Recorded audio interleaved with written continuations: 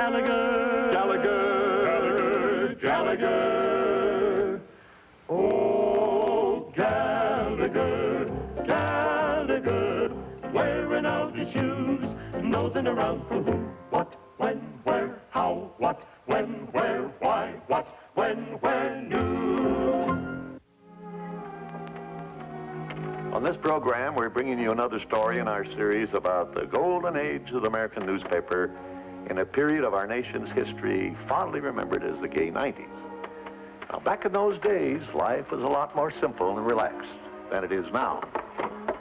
For instance, if you were an ambitious lad who wanted to get ahead in the world, you just started in. Nobody asked about your credits, your work permit, your social security number, or what have you. But they probably had other worries in those days, like leaky gas lights or runaway horses. Anyway, join us in forgetting our troubles for an hour with our young, ambitious hero, the newspaper copy boy of that gaslight era named, what's that kid's name? It's Irish, Mulligan, Gulligan. Gallegher, Gallegher, Gallegher, Gallegher. Oh, Gallegher, Gallegher, running down the street after another news beat. Gallagher, Gallagher, wearing out his shoes, nosing around for who, what, when, where, how, what, when, where, why, what, when, where, news, nosing around for news. A lad was born with printer's ink flowing through his veins, and big bold headlines rolling through his brains. He'd follow up a story no matter where it led. Unafraid, he made the grade where others feared to tread. Feared to tread. No slicker could out-trick him. No one was quicker than that sharp as a thorn, natural born. Newspaperman, that's Gallegher, Gallegher, running down the street after another news beat. Gallagher, Gallagher, wearing out his shoes, nosing around for who, what, when, where, how, what, when, where, why, what, when, where, news. Gallagher got the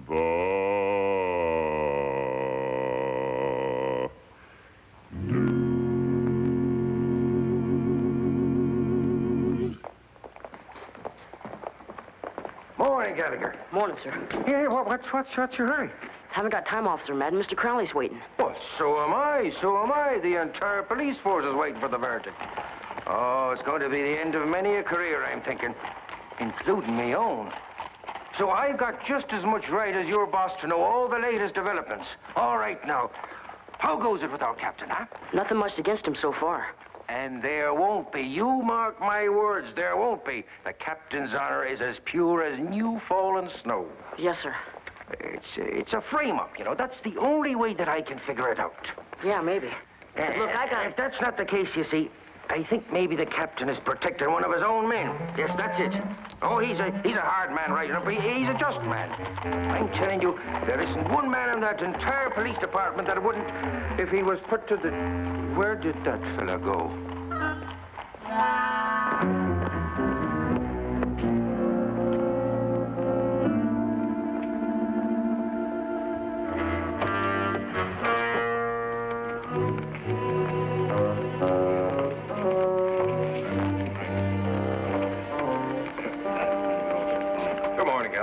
Morning, Mr. Dwyer. Did you have to run a headline like that? Huh? You got the chief convicted already. Smoke this fire, son. Let me see the latest. You gonna slant this against him, too? Anytime the grand jury holds a public official into court, they got more than a slant. Gimme. Nothing much here, except the DA's case been based on hearsay. Do you mind letting me see for myself? Oh. You make this stick, O'Malley's in a lot of trouble. Jim! Treat it dramatic. DA, out for blood. Virtue hot on the scent of ice. Give it the works, huh? One thing you gotta learn. People don't buy newspapers to read about success. Every time a hero falls on his face, that makes all the little guys in the world feel that much bigger. Sad though it may be, that's the way it is. Huh, Mr. Dwyer? Not always, son. There's some of us who still have faith in man and the truth, beauty, and goodness of his works. Noble sentiments, but that's got nothing to do with putting out a newspaper. If you want to be a reporter, you got to record man as he is, no matter how much it hurts, or who, even yourself. Now, get on back to City Hall in case Brownie's got something for the afternoon edition. Go on. Yes, sir. Gallegher. Here. Pick up a sandwich so Brownie won't lose his place when the trial breaks for lunch. That kid's got the makings of a good reporter, Mr. Dwyer. I agree. That's why I hate to see him turned into an insensitive machine. Oh, I'm just trying to cushion him against the cynicism that may come from learning that his golden idol may have feet of clay. But that's a little deep for an idealistic sports reporter to understand, so don't even try. Well, Sunday school's over. Back to work.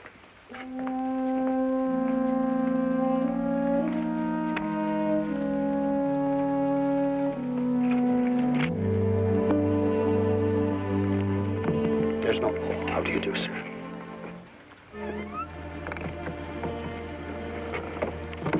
There's no... Oh, sure, it says you, is it, Gallegher? Come in, me bucko. But quiet minds, you know. Am I given to understand, Captain, that you're trying to tell this court that you never had any direct contact with a certain alleged member of the criminal underworld? Object. Self-incrimination. Naturally, a police officer must have contact with the underworld. How else can he do his job? Rephrase your question, Counselor. Be more specific. How's it going? Making them sweat. Would you be kind enough to tell the court what it is you're holding in your hand? Well, it appears to be a bank statement. It's a savings account report, Captain. Now, would you be kind enough to tell the court the name of the bank? The First National Bank. And the name of the depositor. Huh. What is this? I've never had an account at this bank. Just answer the question, Captain. The name of the depositor. Frank O'Malley. Yourself, Captain? Yes, but I've never had an account at this bank. Just answer the question, Captain O'Malley. Yes, it's my name. Now, would you be kind enough to read the total amount of deposits, please? $1,300.56. I do not wish to take up the court's time by asking the defendant the same question concerning copies of these 5 other savings records, subpoenaed from 5 other banks. I submit them as evidence and ask they be marked People's Exhibits A through F.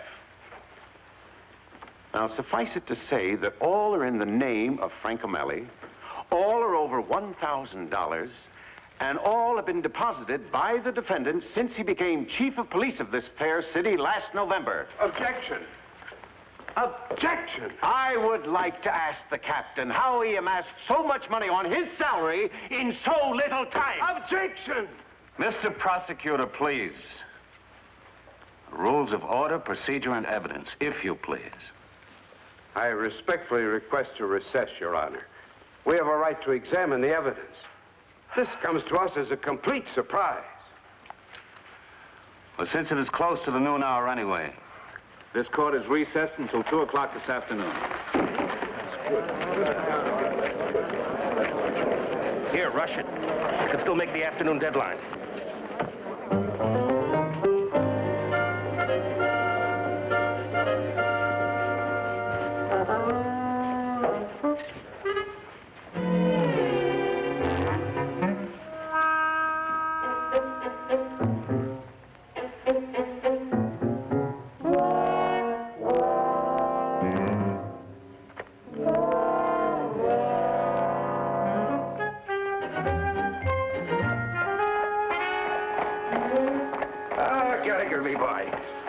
sir. Tell me, how goes it at the courthouse, huh?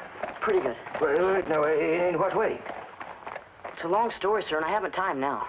What you're trying to tell me is that it's bad news for the captain, isn't that it, huh? You can read all the details in an hour, sir, if I never get them to the paper. That's the trouble with you newspapermen. Always rushing into print no matter who it hurts, no matter who's right or wrong. That's not so. Oh, isn't it now?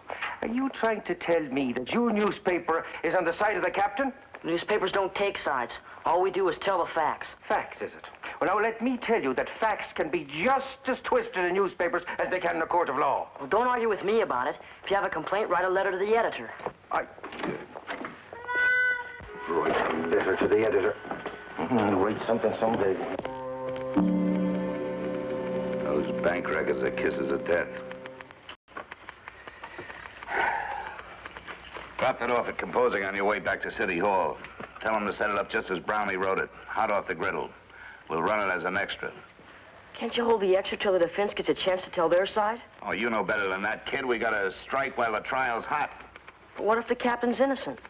Well, then we'll give him a column on page 2. Page 2? Yeah, that's right. And if he turns out guilty? Oh, then it's front page scareheads that high with pictures. And we double the run. Gallegher.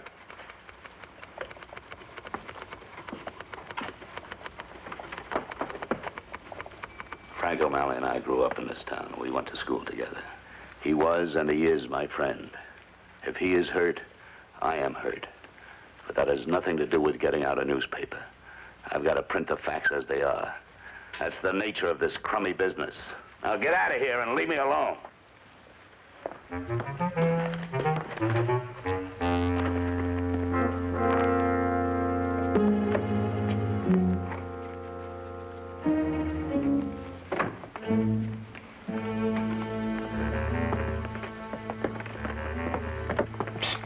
Gallegher. Dan! What are you doing here? Business. City Hall? You got a nerve. What you thinking, kid? This is police business. You? Police business? Shh. Keep it down, kid. Keep it down. You still running copy? Yeah. The chief's trial, huh? Yeah. And I gotta get back to No, him. wait a minute. Who's the reporter? Brownie. I heard of him. He's pretty good, huh? The best. Figure you'd like the real story, the inside stuff? What do you mean? Lieutenant Fergus, you're wanted on the stand.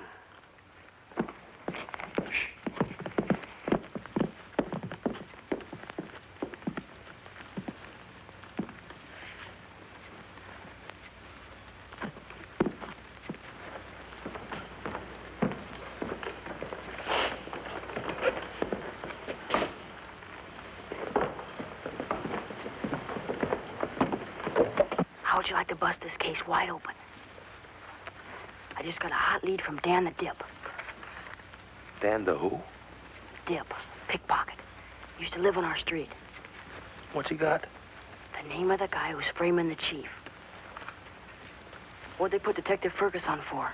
A friendly witness. That's good, huh? Him and the captain been friends for years. What, this is about a frame? The whole truth and nothing but the truth, so help you God? I do. State your full name, please. Henry Edward Fergus. Be seated. Occupation? Lieutenant of Detectives, Robbery Division. How long have you been with the force, sir? 18 years. 18 years, may it please the court. With a record unblemished with a single suspicion. This pickpocket, he reliable? Pickpockets get around. Could be he heard something. I shall not take the court's valuable time by detailing that record. I'm now introducing it as Defense Exhibit A, fully aware that prosecution is familiar with its contents. How much will it cost? $100. $100? Cheap. Get it from petty cash. Listen, petty cash is Crowley. They don't come any pettier. Tell me, Lieutenant, in the course of your daily contact with Chief O'Malley, to your knowledge, has he ever had any dealings with the underworld? Well, I can't answer that with a simple yes or no. Indeed. And why not? Because if the police didn't maintain some kind of contact with the criminal world, we'd be helpless to maintain law and order. Object? If defense's intention is to cast suspicion on the entire police force and thus dissipate the city's case against Captain O'Malley, then I must strongly object to the line defense is taking. I'll consider that objection and rule on it later. Court is recessed for 15 minutes.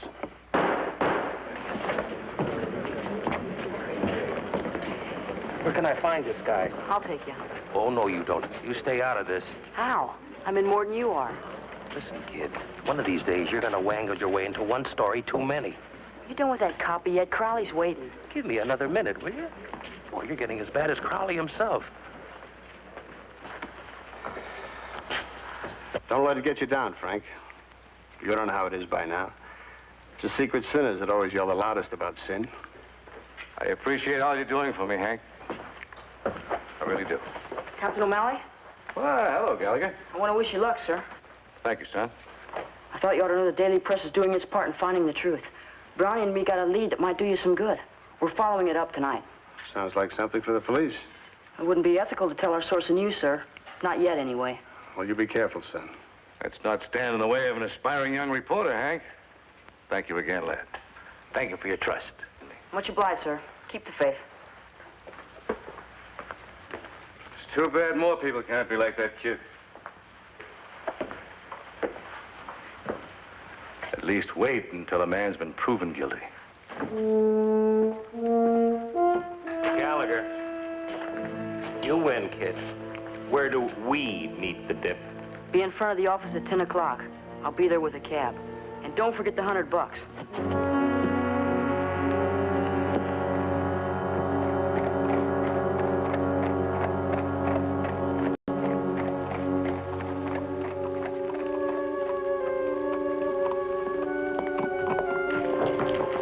Market, driver.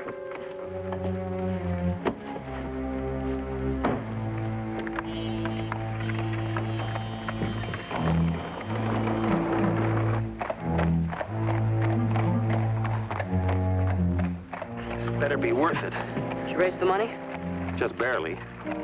Oh, it's surprising how few friends a fella has when he wants some money.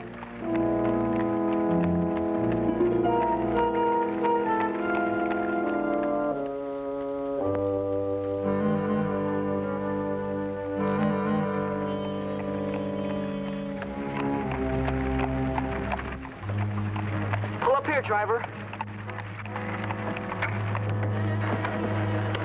That's him. Stay here. Oh, Brownie. I said stay here.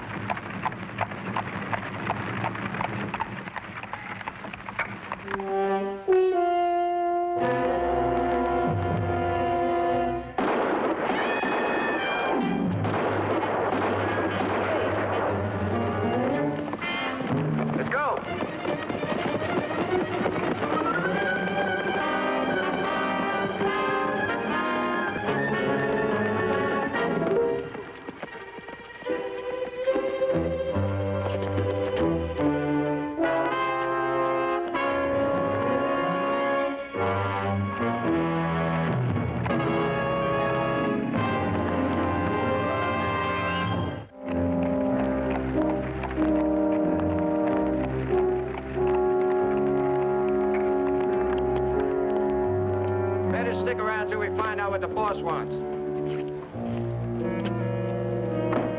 How'd it go? Fine, boss. Just fine. Stooley show? Sure did. The kid wasn't fooling. Who was it? Danny. Danny? No. I thought the little weasel was true blue. Not me. I had my suspicions when I first saw them talking together. That's why I figured we'd better put a tail on the kid. Well, the little dip has uses anyway. Maybe I should have paid him more.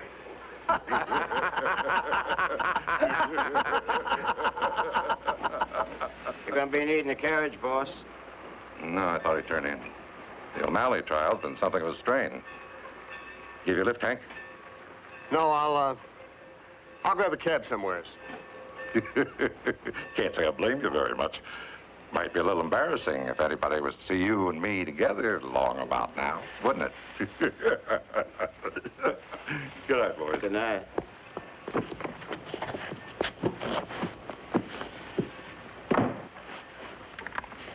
Hey, it's still early. How about a game of pool? Yeah. You ought to know better than that. No, I think I'll just go home and turn in. The kid!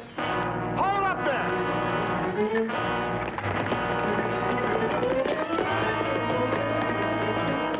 It's the kid who led us to Danny. He hitched a ride on back. He heard us then. Must have. Well, don't just stand there. Get him. The kid gets away, we're all dead.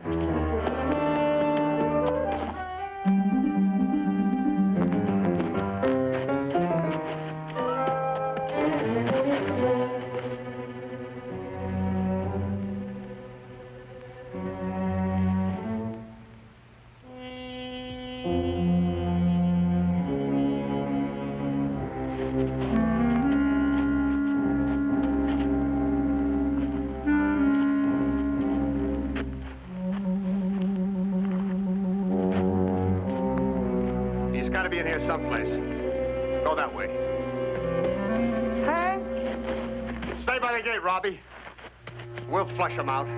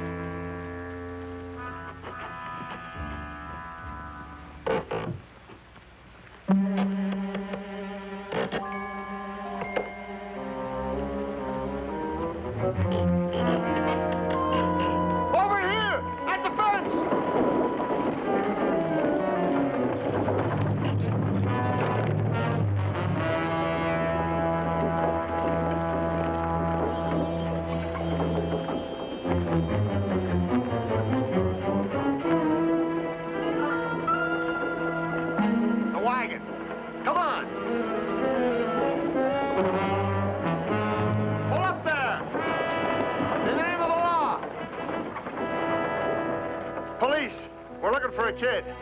We'll have to search your wagon.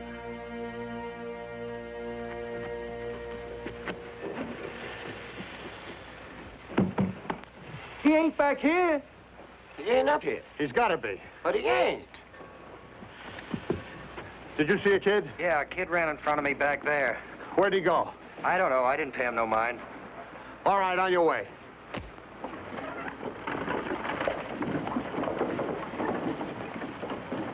What say we comb the area? No, needle in a haystack. Oh, but Hank, we gotta find a kid. No, I got a better idea.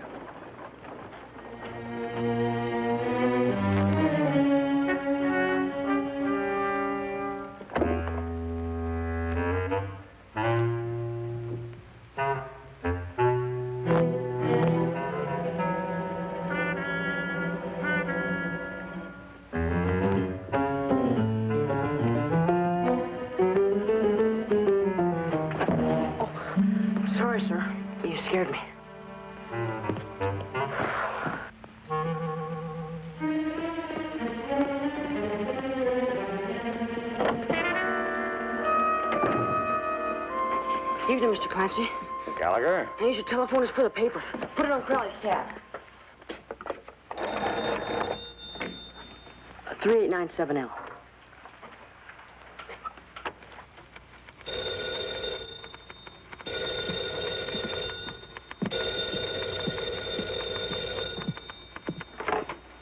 Hello. Yeah, what do you want? No, I have not seen Brownie since 5 o'clock. Have you locked up page 1 yet? No. Swell. I got a beat for you. Lieutenant Fergus is one of Dutch Mac's gang. Look, Gallegher, this is another one of your... He's what? One of Dutch Mac's gang. He's the crooked cop, not O'Malley. I'm not kidding, sir, because they just tried to kill me. Gallagher, Yes, sir. where are you? I'm at Clancy's pool hall, 3rd. That's no place for a boy your age. You get right back up here. I'll hold the run for 10 minutes. And if that alleged yarn of yours won't check out, so help me... Be right there, sir.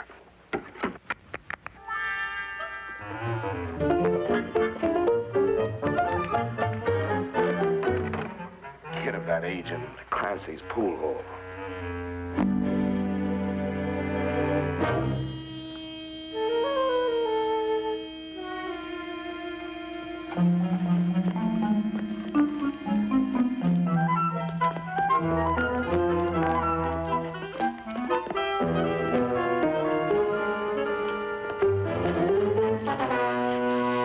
Now, come along. Quietly.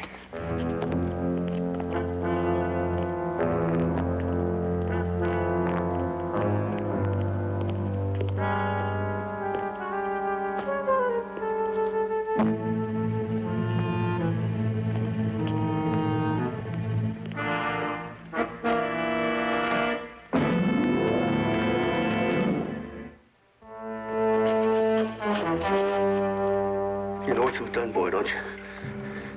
And you know what that means. It's you and me, boy, you understand? It comes down to that. You won't kill me, Mr. Fergus. I have no other choice in the matter. It's a hard world, boy. It's too bad you didn't learn that sooner. I talked to my boss on the telephone about you and Dutch Mac. That's a good try. But it won't work.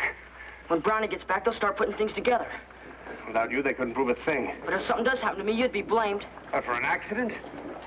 Come off it, boy. You think I can't do it, huh? You think I can't do it? Woo, woo, woo. What's going on there? Move along. Since when is it against the law for a father to punish his sons for breaking the curfew? You defy your old man, will you, huh? I'll show you. I'll lock you up for a month. Sorry, mister. I'm no man to interfere in a family squabble. Got a couple of youngsters of my own. Whack 'em a good one for me. Young folks sure get away with murder these days. He's not up!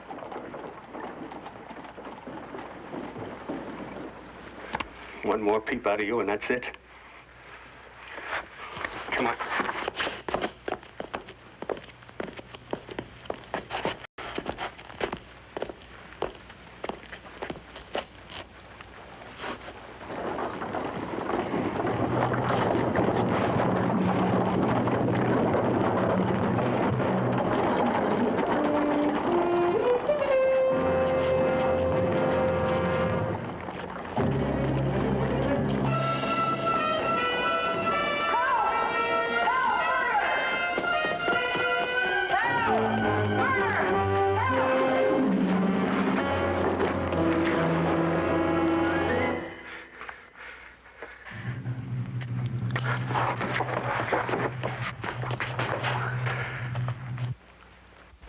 How about you and me making a deal?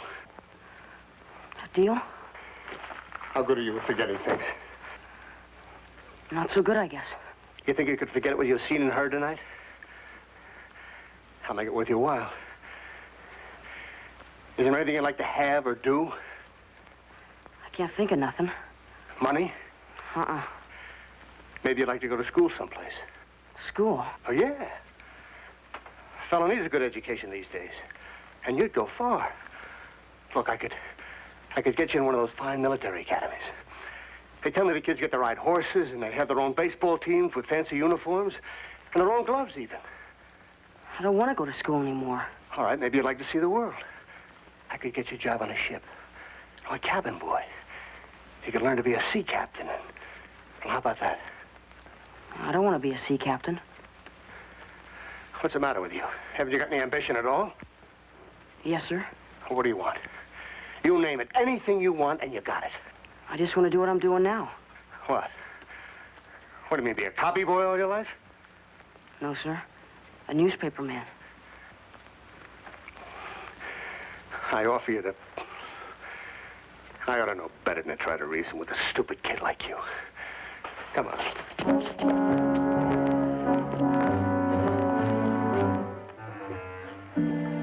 When those guns go off, and this poor guy goes down, I don't stick around to ask questions. I leave. And left Gallegher? In the cab. And the cab took off just about when I did. Well, that happened over an hour ago. Where you been all the time? Lying low. Lying low. What's that, a new saloon? All right, so I had a quick one for my nerves. You know, those gunmen were shooting at me, too, you know. You dumb clock. What kind of a reporter are you? Our readers expect to know all the facts. Who, what, where, when. How dare you come back here empty-handed with nothing to show except your miserable little life? Oh, now, wait a minute. Shut up. What I want to know is what happened to Gallegher between the time he called me to hold the run and now. That's what I want to know. He was leaving the building when I came in. Yeah? He was with a man. How long ago was that? A little while ago. I'm telling you, that kid's going to be the death of me yet. I'll give him 5 more minutes or so help me. He's fired, and this time I mean it. Well, don't stand there like an idiot. If you're too cowardly to get at the facts, then give me something clever. Clever? Do I have to get out this entire paper by myself? All right, if I must, I must. Here's your angle. Take this down. Mystery gunman shoot mystery victim in mystery midnight killing. It was midnight.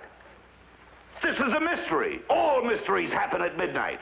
All right, you take it from there and make it good, or comes the dawn, you'll be out on the street with Gallegher.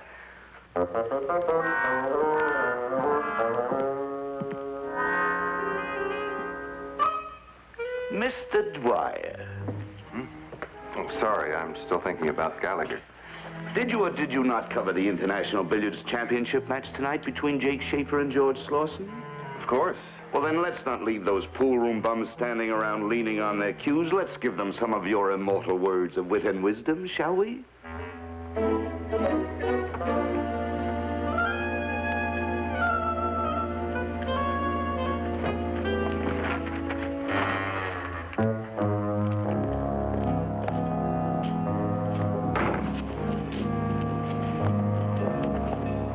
Hey, Ferguson the kid. Found him, huh? Good thing. We just about give up. You find him where you figured? What's the difference? He's here, isn't he? What's eating you? So now that we got him, what do we do with him? There ain't much doubt about that, pal. We'd better get the boss. Can't you handle this? Well, I don't know. Yeah, maybe the boss would like to ask the kid a couple of questions or something, huh? Yeah. Supposing I go get him. Yeah. You and Fergus take the kid on up to the club. Okay.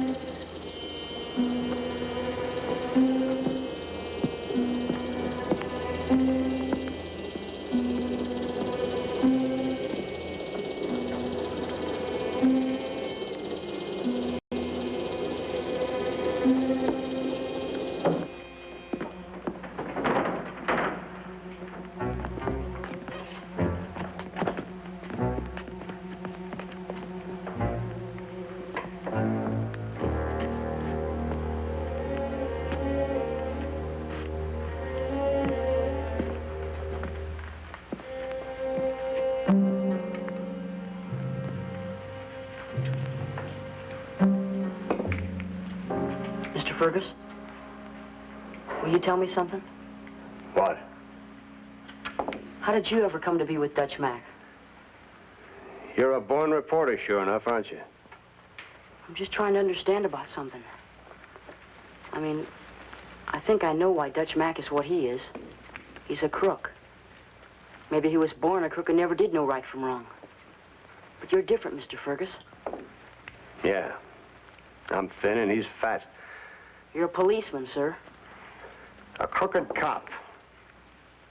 Always get your facts right, reporter. If you didn't know any better than Dutch Mac, you wouldn't have been a policeman in the first place. Don't you see? You would have been a crook right from the very start. You're looking at the world like everything was black and white. Well, it's not. Nobody can be honest all the time any more than they can be a crook all the time. But aren't we supposed to keep trying? To be honest, I mean?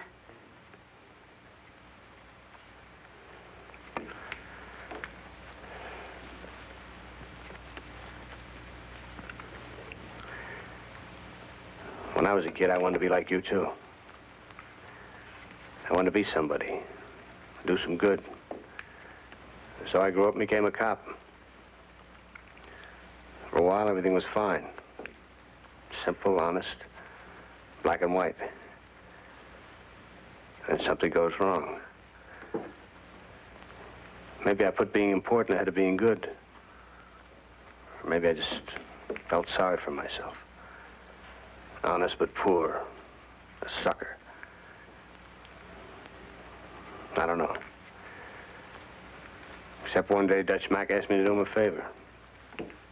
Just a little thing like turning my back while he kept the saloon open after hours. And there were more favors, bigger bribes, and finally I said, no more. This is where we draw the line. But by that time, I couldn't stop. And I couldn't pull out unless I wanted to face scandal and disgrace, so I just kept going on, getting in deeper and deeper. That's what you want me to do. Huh?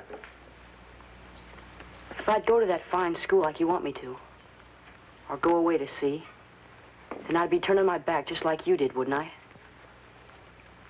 I'd always have something on you, and you'd always have something on me. It makes for loyal friendships, I'll say that much. Like you and Dutch Mac?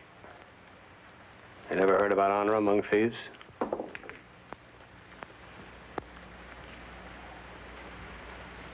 You got a mother, Gallegher? Yes, sir. Face it, boy. If you never came home again, you'd break her heart, wouldn't you? Yes, sir. Now, look, time's running out. You throw in with me, and there's just a chance I can talk Dutch Mac into seeing things our way. My mother goes to church every morning, Mr. Fergus. She's always told me to live right and be good.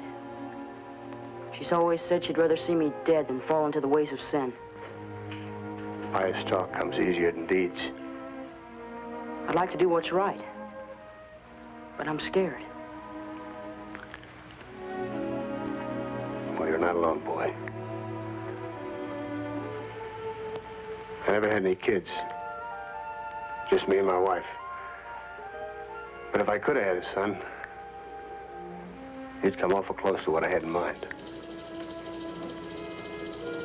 If I was your son, Mr. Fergus, would you be asking me to make a deal?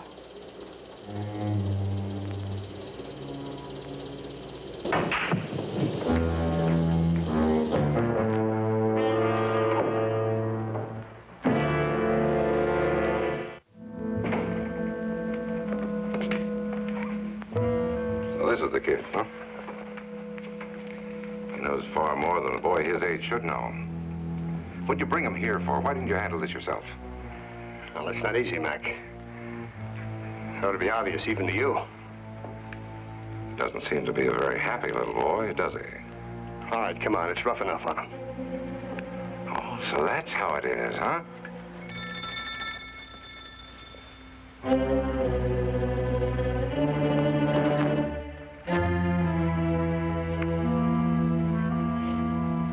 Here are two fine gentlemen with simple minds and singleness of purpose. I'm sure they'll give us every cooperation. You like to go fishing, little boy? Cat's got his tongue, huh? Really doesn't matter. Everybody knows boys like to fish, so why don't you two gentlemen take him down to the river, huh? Sure, boss. This is a test of loyalty that comes at a very crucial moment. Bear that in mind, gentlemen. Let's go, kid. No, wait a minute. Look, I've been talking with the kid. He's smart. He knows his score. We could use a kid like this, you know what I mean? Well, I know the kind of kid you mean, but he's not one of them. No, he's no different than any other poor kid. Money will bring him around. Look, let me try. No, drop it, Hank. We can't take the chance. Get him out of here. You know what to do with him. All right, let the kid go. I knew you were breaking up, man, but not this fast. Now you haven't got anybody on your side. You'll be a hard target to miss at this range, Mac. All right, kid, on your way. Get in the elevator and pull the rope. Anybody makes a move for that kid, Mac's as good as dead. Might as well go ahead and shoot, Fergus. That kid gets loose. We're all as good as dead. All right, come on your feet. You two over by the pool table. As soon as that elevator comes back up, we go. Go? Where? City Hall. Where else this time of night? Doc, boss!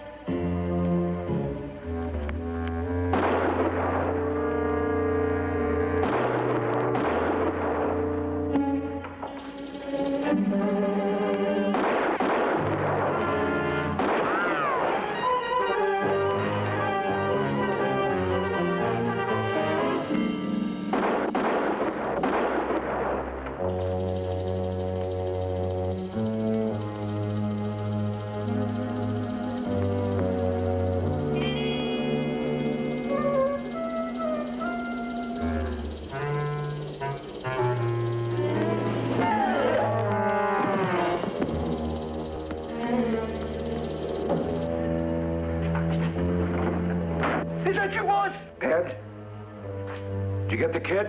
Not yet, boss. Ed's been hurt. What? Where are you?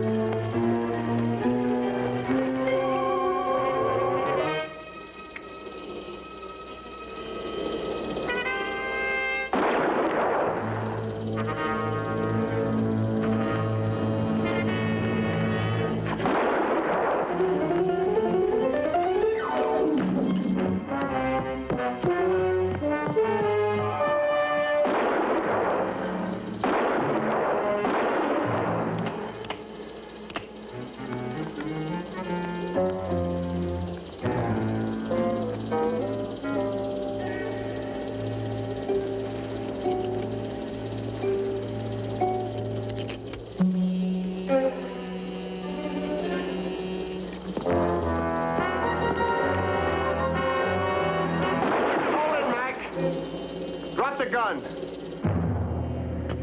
You're under arrest. Gallegher! Mr. Crowley! Am I glad to see you? Glad to see you too, kid. You're all right, aren't you? Still in one piece, lad. Easy, fellas. Let him have some air. Gosh, how'd you know where I was? We didn't. We guessed. Got to putting two and two together. I checked with the cabbie, found out you weren't with him. I was sure I saw you leaving the lobby with a man, and I figured that... That was Lieutenant Fergus. I figured something wasn't right. So we called the cops. Somebody figured they better check Dutch Mac's hangout. And here we are. Mr. Fergus, you're wounded. Too bad they're such bad shots. I want to thank you, sir, for getting me out of there. It's the other way around, lad. I'm thanking you for getting me out. The lad's got quite a story for the morning papers, Crawley. Don't let him get away. Perish the thought, Lieutenant. Why, I was even thinking of raising the lad's pay, 25 cents a week. 25 cents? All right then, 50 cents.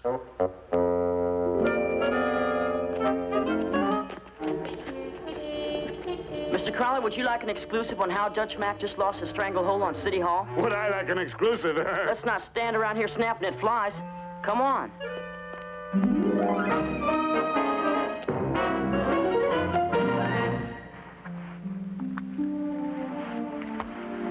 Like many boys at that time, Gallegher was addicted to reading blood and thunder dime novels.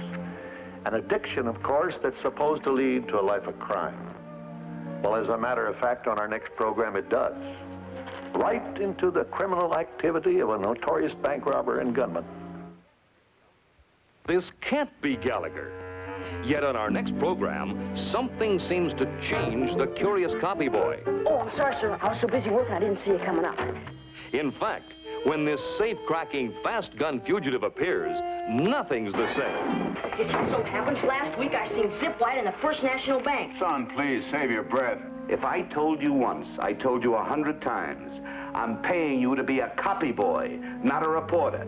All I said was that I don't want to have anything to do with Mr. Zip Wyatt until he is behind bars or dead.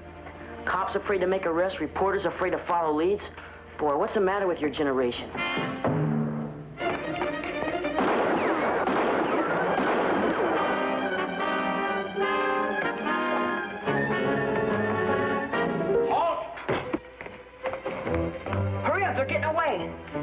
Drop that gun. That's impossible. I'll be right down. Gallagher's been in jail all night for armed robbery. Gallegher, Gallegher, Gallegher, Gallegher. That's Gallegher, Gallegher. Running down the street after another news beat. Gallegher, Gallegher. Wearing out his shoes, nosing around for who, what,